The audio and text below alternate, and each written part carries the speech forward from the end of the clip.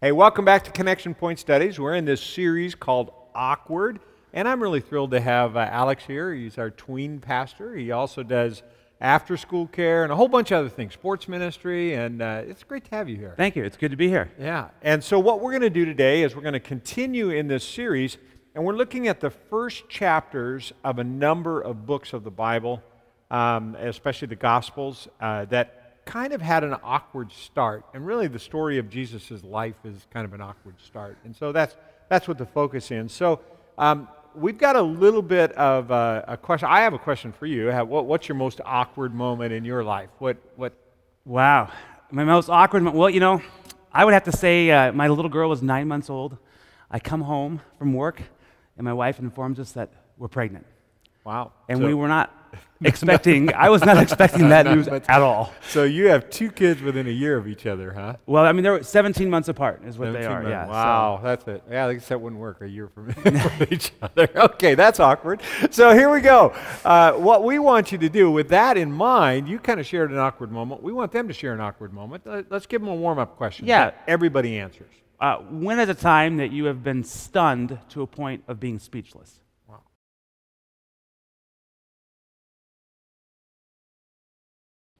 So, Alex, it would have been fun to be in the corner listening to these people tell about their stories of being speechless, wouldn't it? I think it really would. I know our small group does a great job of sharing, and I always love to hear what my wife has to say, especially in front of others. That's good. Well, I hope everybody in your group shared on that question. So let's give you a little background on the scripture that you just read. This scripture was written by a physician. And this physician had an interesting tactic. When he wrote the Gospel of Luke, and then he also wrote Acts, he was a physician that would go around and interview people. And here, to get this first chapter of Luke, he interviewed two people. He interviewed John the Baptist's mom, and he interviewed Jesus' mom, Mary and Elizabeth. Those were the two interviews that he had. So with that in mind, just remember that that Luke is actually recording a story that comes from the mouth of a mother. It's kind of the mom's point of view as you read this and dig in. So we've got a dig-in question. The first question we want them to focus on a little bit. Alex, let's give them that first question. Yeah, why were Zechariah and Elizabeth righteous in God's eyes? So how are they viewed righteous in God's eyes? And what are the Lord's commandments? Yeah, kind of they go together, and we'll talk about it when you come back.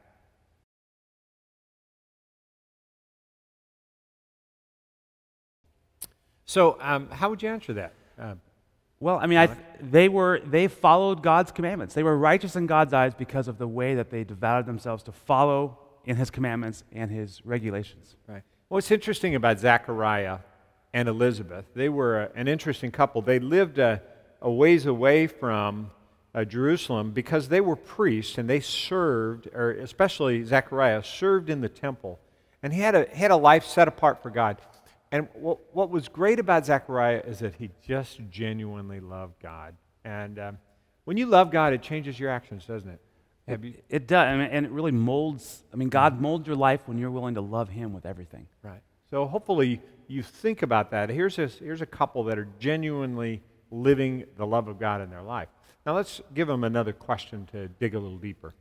Okay, so what was Zechariah doing when the angel brought him this message?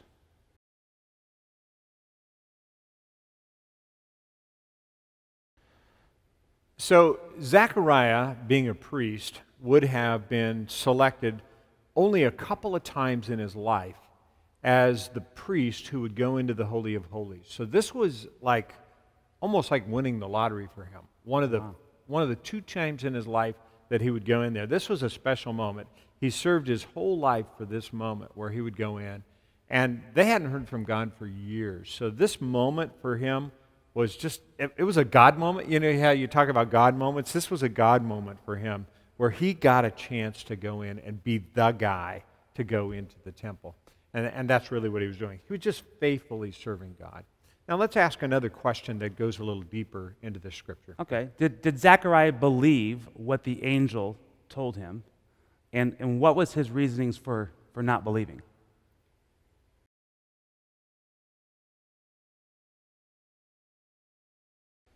if you were really old, you're not old, but this guy's old, his wife's really old, and he says, I don't believe it. You can kind of understand why, right?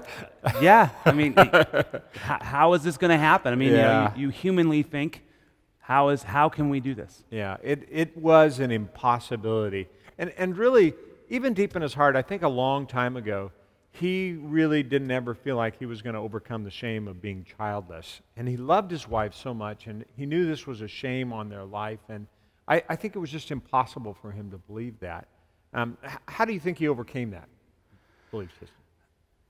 He's talking to an angel, right? Yeah, I mean, I think even just the presence of the angel where he was let alone Yeah. overwhelming beyond overwhelming. And the truth is, he lost his voice. He became speechless, right? And that's kind of one of those times where you hear in the scripture it talks about it, and you're like, wow, God. I mean, is it a sense of humor that he had there? I think it was. I think it was. And who knows what he would have said if he'd walked out of there and God just said, I'm going to just make him not talk so that everybody knows something happened in there. And it was really a neat moment. So let's ask another question for them to dig deeper. Okay. Did Zechariah experience the faithfulness of God?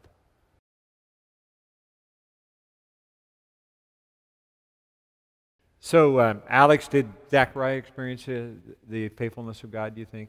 I believe so. I mean, Yeah, God obvious. Easy God answer, fulfilled the wasn't it? words, or fulfilled what he said, and his wife became pregnant. And it might have been for Zechariah's own good.